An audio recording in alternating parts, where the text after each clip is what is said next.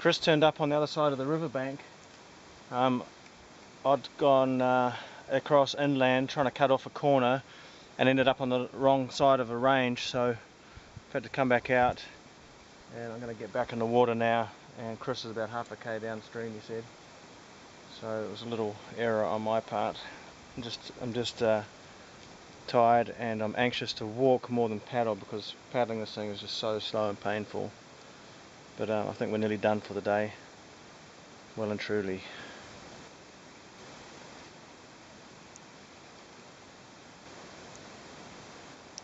Getting in amongst the pandanus palms now. These things have got bloody saw teeth on their leaves. Definitely a good place to keep the boat away from. That's enough for today, Chris, isn't it? I think so, yes. First day, bit of a slog. More than enough. I didn't quite make Dibben Gorge, but we've got as far as we got. Must be pretty close. 5 k's up there, I reckon. 5 k's more? Yes. Huh. Have a quick look. We started there, kilometre 13. We passed 25, 26. Oh, we're not far off. Yeah, we've done about 13 k's. I'll walk there in the morning. Yeah, like that. Be there, good. And then.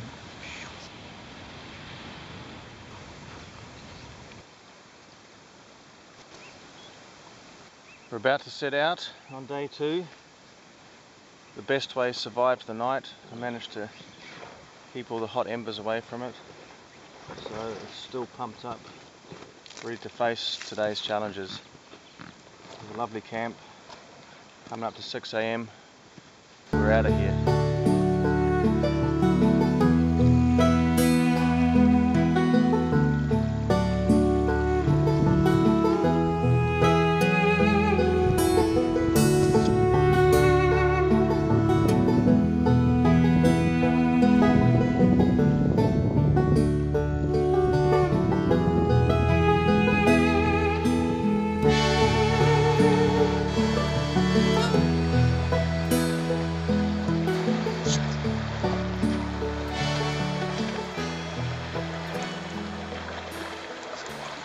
Heading into Diamond Gorge.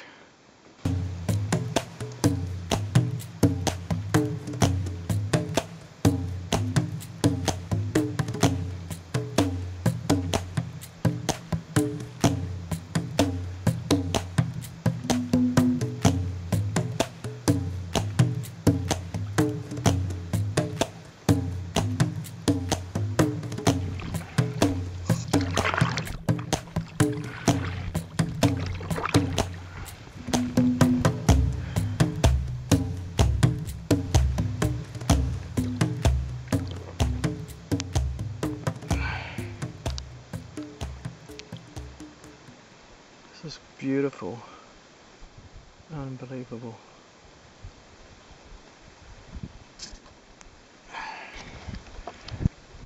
This area of the Fitzroy is where they had proposed to build a dam for many years now, and it would have been a great shame if they'd actually gone ahead with that project. It's such a beautiful place.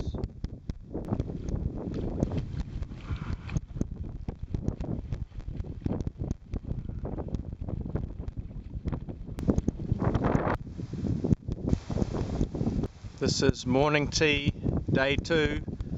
We're exiting Diamond Gorge, and from this elbow in the river it's all south 80 k's to Fitzroy Bridge in a straight line. Sounds doable, even with a pool toy, possibly. Got about 3 k's of this to cross. Just cutting out a bit of the river just to give my arms a rest, and I head south now, doing a bit of rock hopping.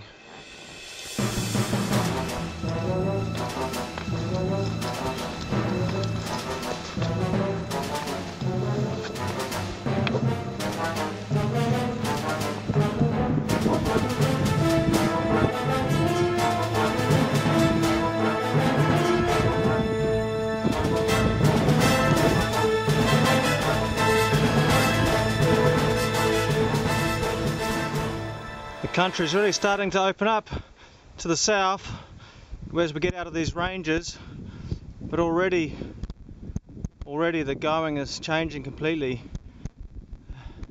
hopefully for the better. Chris is down there in the river somewhere, probably a little bit behind me. We've sort of designated a meeting point 3 kilometres south of here if we don't see each other sooner. He's going to persevere with the water. I'm going to do as much walking as I possibly can. It's so much quicker, for me anyway. It's a bit of a different rock, that one.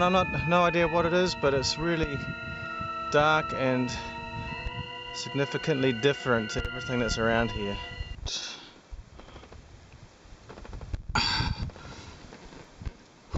The river's so dry through here.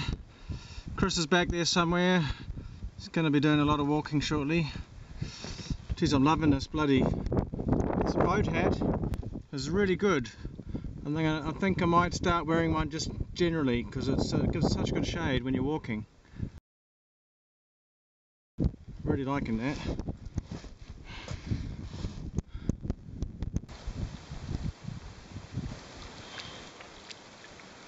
Just had another wee in my boat, which was greatly satisfying, and it's probably one of the better uses for this bloody best way pool toy. One of the better ones that I can think of. A urinal.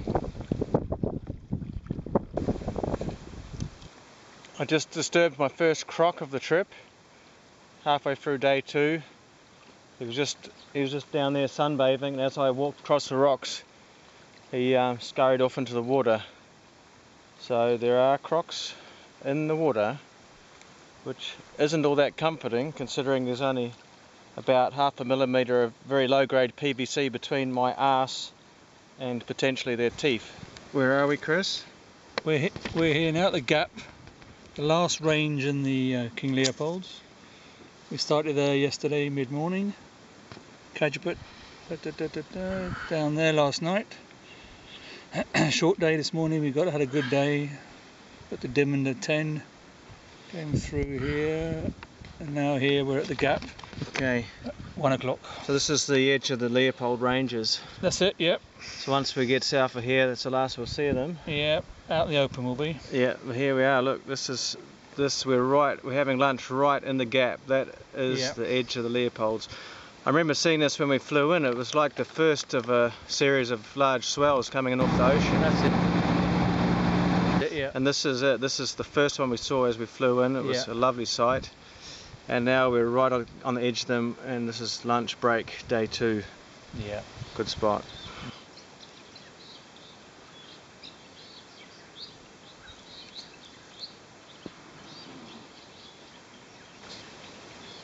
We've just come out of the Leopolds, and already it looks like there's a fairly interesting walk just ahead of us.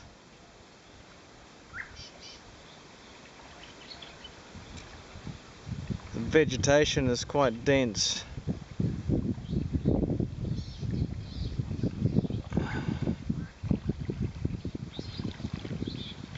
This is going to make it interesting. There's a distinct water shortage here south of the King Leopold Ranges. Not sure how long this is going to go on for. Very dry, very rocky. Not where you need one of these.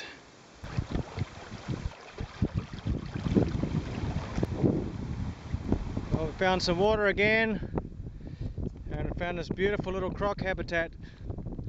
The little freshwater crocodile just went leaping out of the bloody sand into the water just in front of me earlier. They are definitely around. Look at this flow through here. This is the Fitzroy River near the end of September, and it's flowing.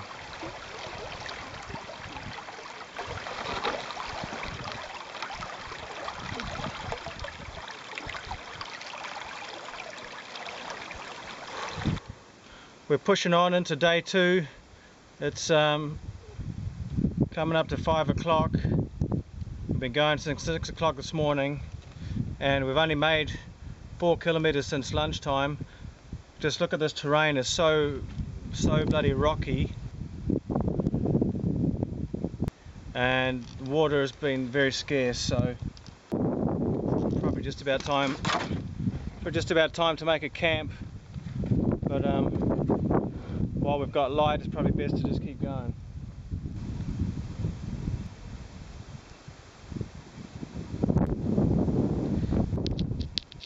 Getting a bit of a bloody rash around my groin area, which is not really ideal.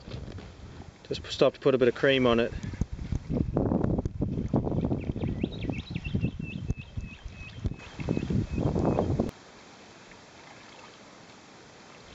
Time to knock off for the day, Chris. Say again? Time to knock off for the day. I think so. Billy's on. 11 hours. Not sure I've got many more of those in me.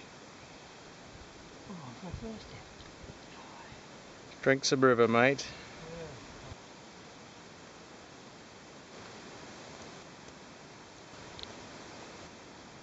So this is Camp 2. Lovely spot. Beautiful evening. Water's on so we can heat some more freeze-dried food. Yum.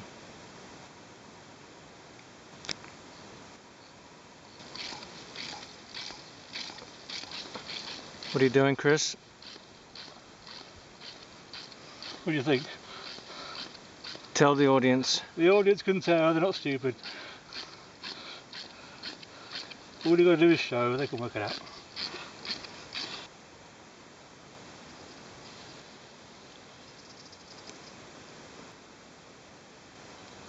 Well, that's day 2 over. That was a big push today. Good 11 hours on the water and rock hopping. Strangely, the body doesn't feel as wrecked as it did yesterday. But I'm in bed and it's just on 6 o'clock, so I'm hoping to get a good 11 hours rest. We'll be off again at 6 tomorrow after a bit of brekkie. The tent seems to be full of midges. It's not ideal.